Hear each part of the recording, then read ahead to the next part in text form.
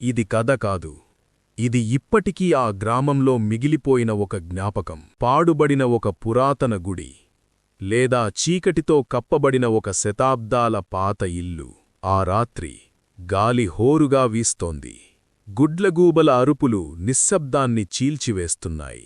ఎన్నో శతాబ్దాల క్రితం బంధించబడిన ఒక భయంకర దుష్టశక్తి ఈ రాత్రి మళ్లీ మేల్కొంటోంది. ఒక్కసారిగా ఒక వికృతమైన నవ్వు, ఇనుప గొలుసులు రాపిడి చేస్తూ చేసే చప్పుడు. ఆ శబ్దాలతో చుట్టుపక్కల ఊళ్లవాళ్లు భయంతో తమ ఇళ్లను వదిలి పారిపోతున్నారు. కాని అందరూ వెనక్కి తగ్గినప్పుడు ఒక్కడు మాత్రం ముందుకు నడిచాడు. పేరు రాజయ్య. ఆ పురాతన ఇంటి ముందు నిలబడి చీకటిని చూసి నవ్వాడు.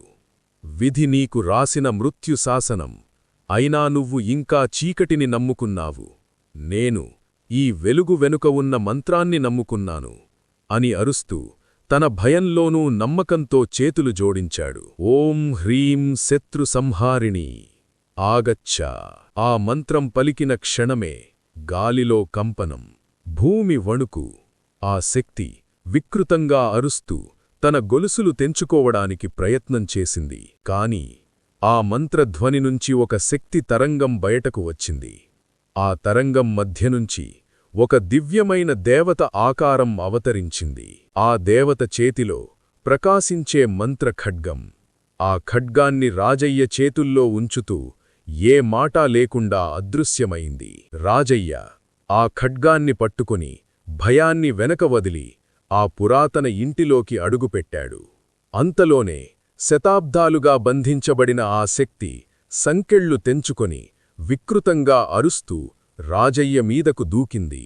రక్తం చిందింది. శక్తి ఢీకొట్టింది. యుద్ధం నిమిషాలు కాదు, కాలాన్ని మరిచిపోయేంతసేపు సాగింది. చివరికి తన మంత్రబలంతో నిండిన ఖడ్గంతో రాజయ్య ఆ శక్తిని పూర్తిగా నాశనం చేశాడు. చీకట్లు తొలగిపోయాయి. గ్రామాలు మళ్లీ వెలుగులోకి వచ్చాయి.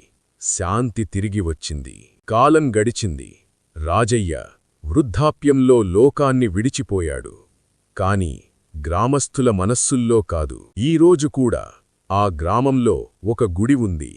అందులో దేవుడిగా కాదు, రక్షకుడిగా, రాజయ్య స్వామిగా ఆయన్ని పూజిస్తున్నారు. ఇది కథ అనుకుంటున్నారా, లేదా నిజ సంఘటన? మరి ఆ మంత్రఖడ్గం ఎక్కడో రాజయ్యతో పాటు మాయమైందా? మీ అభిప్రాయం కామెంట్స్లో వ్రాయండి.